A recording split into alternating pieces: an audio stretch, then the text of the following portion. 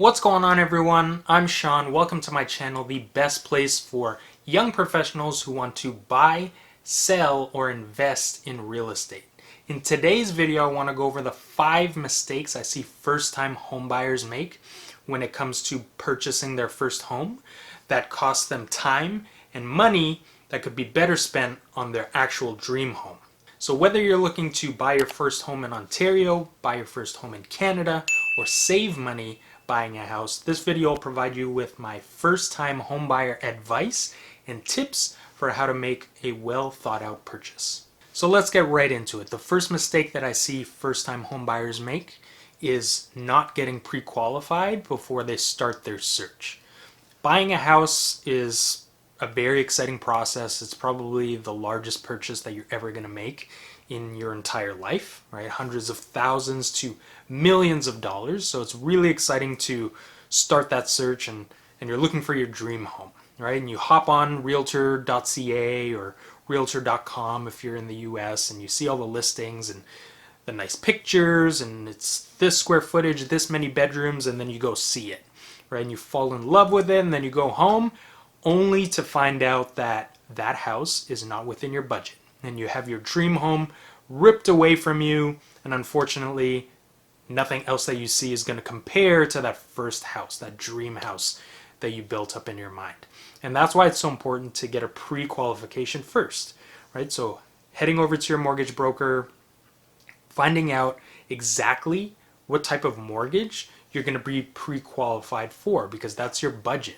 That's what you have to work within. And can you imagine finding this dream home and then having it ripped out of your hands because you didn't know that you could not afford it? Right? That's horrible. So we want to make sure that you're always mindful of how much money that you can actually spend. How much house can you actually afford? All right, it's been said that going searching for a property without a pre-qualification is kind of like going to a shopping mall and going shopping, going on a shopping spree, but you don't have your wallet. You have no idea how much money you have on you. You don't want to get to the register and find out that you can't afford all the stuff that you wanted to buy, right? Not only that, a pre-qualification gives you more confidence going into offers and making offers on properties, because you know that you can afford the house and you don't have to worry if it's out of your budget or not. Not only does this save you time because you're not going to look at properties that don't fit your budget, but to a potential seller or someone that's going to sell you that property, you look like a serious buyer. Okay, you've done your homework.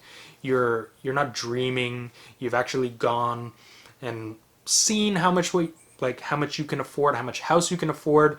This house is within your budget, and you're serious and you're ready to make a deal. You've done the background work or the leg work up to this point, and you're serious about it, not just someone who's walked in off the street and it's like, oh, that house might be nice. A seller wants to make a deal, right? They're in it to sell their home.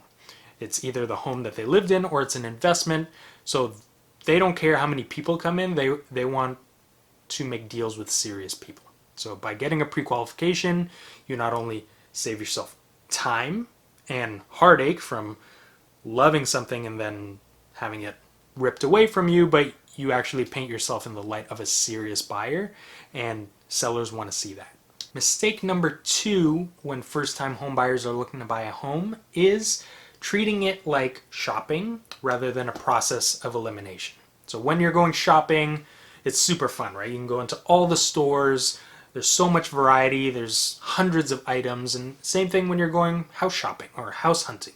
There's all different types of layouts and appliances and number of bedrooms, neighborhoods, all sorts of things, right? But the problem with that is speed is king when it comes to actually getting a good deal on a property and being competitive with your offers, right? So if you are slow to react because you're considering 10 properties at once, that's going to hurt you in the long run. You're going to miss out on a lot of properties.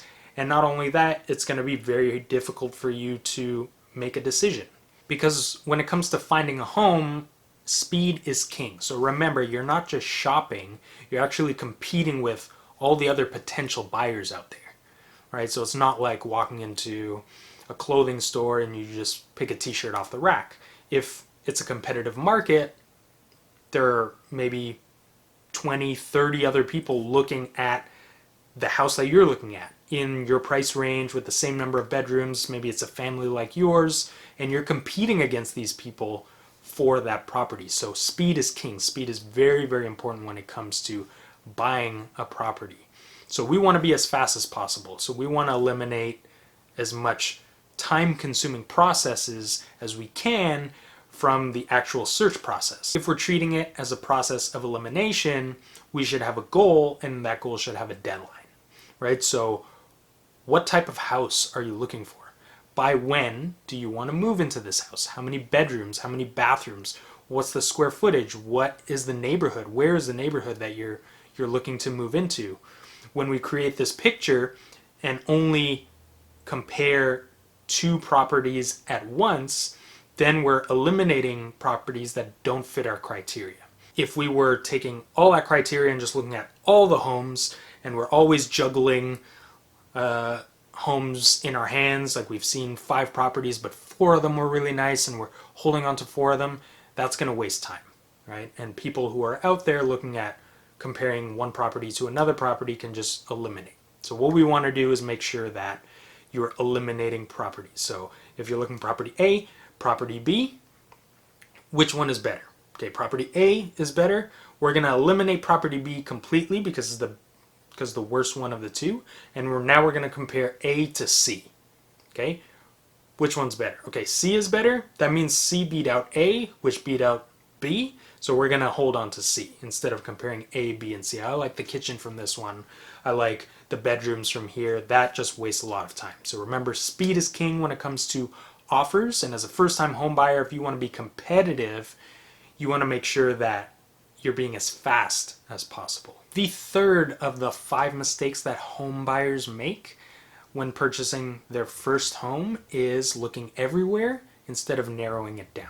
So you know everything that you want in your perfect home: the number of bedrooms, the number of bathrooms, the size of the garage, the size of the backyard, what type of kitchen it is.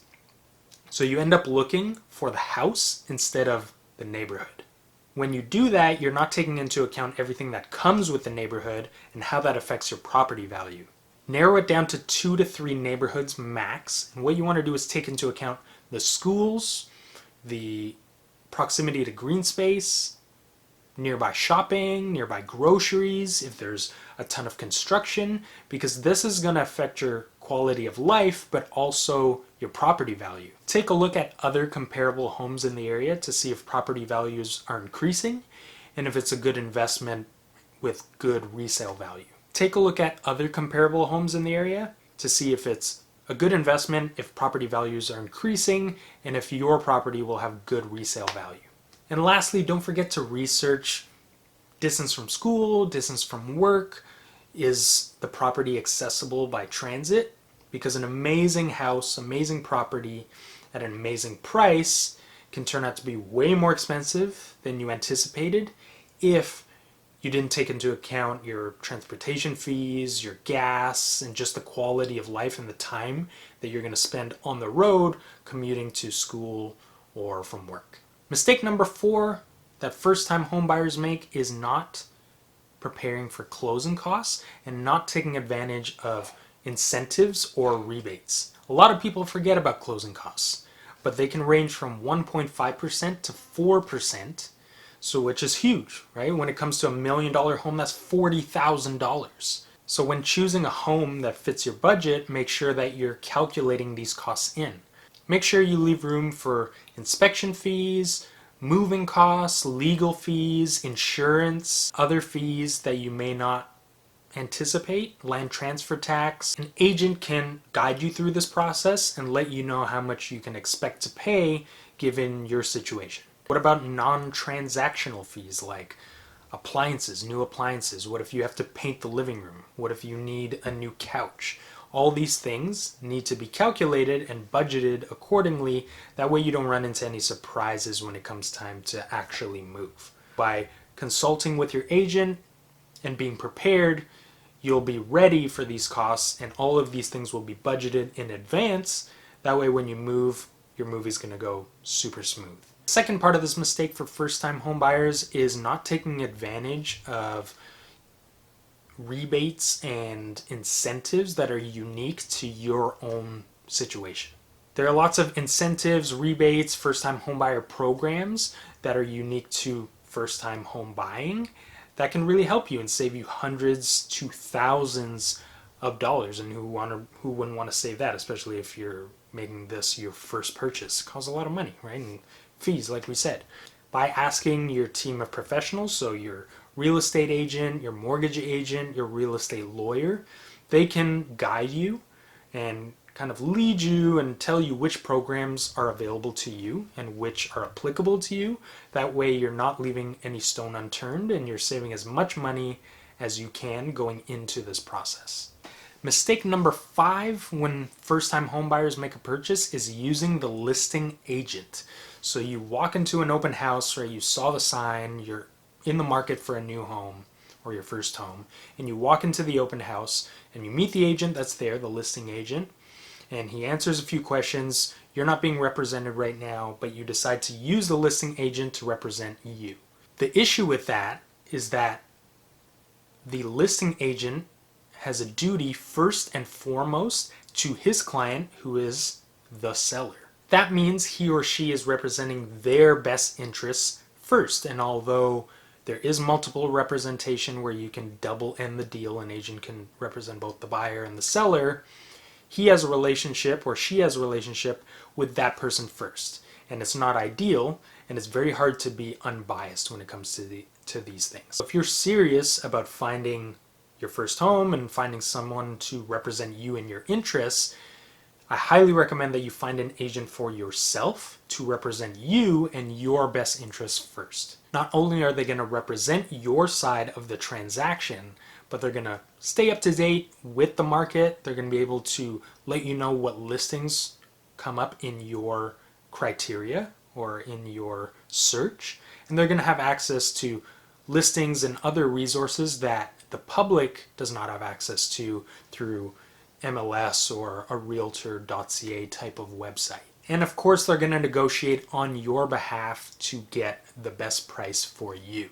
Their knowledge and negotiation skills can save you thousands of dollars in your first time home buying process. Bonus mistake number 6 that first time home buyers make is not believing that they're ready to buy. So believing you're not ready to buy without first exploring your options can cost you thousands of dollars and can cause you to miss out on home ownership entirely. Real estate's overall trend is upwards, meaning over time, the same properties become relatively more expensive. So if you wait to buy a property and not take advantage of the fact that you could possibly buy now and take advantage of your options and whatever resources you have available to you in this current moment, you could have to spend thousands more in order to buy the same type of property that you can afford right now. Not to mention missing out on years of potential home ownership and the memories and all the joys that come with owning your own property and owning your own home. So I'm not saying that everyone is in a position to buy, but I am saying that you'd be best suited to speak with a professional, either an agent or a mortgage agent, and see what your options are and see if you can get into the market now. That way you can get into your first home, right? Get into the market before things get relatively more expensive. Take advantage of what you have available right now and be able to build those memories, have that home, and invest in something that is actually going to increase in value over time. So if you're looking to buy your first home or you're looking to learn more about the process from start to finish, about how to get an agent and what is the order of operations when going through that first time home buying process, click the link below to get my free buyer's guide, and it'll take you step by step through how to purchase your first home if you've never done this process before. And if you're interested in knowing a little bit more about how to get a home below market value and save thousands of dollars, and that's what everyone wants, right? A great deal. Then stay tuned for my next video where I'm going to go over 3 ways to get a home below market value. So get a great deal on your home, which is kind of what we did to get our current home 100K below market value in 2017, which is widely considered one of the best years in real estate in the last decade in terms of price and selling price. And we happened to get our home for 100K below market value, and we upgraded to our home, which we now raise our family in. So if you want to know more about that and learn about that process and how to get your own and save thousands of dollars, stay tuned for my next video. But until then, I will see you in the next one.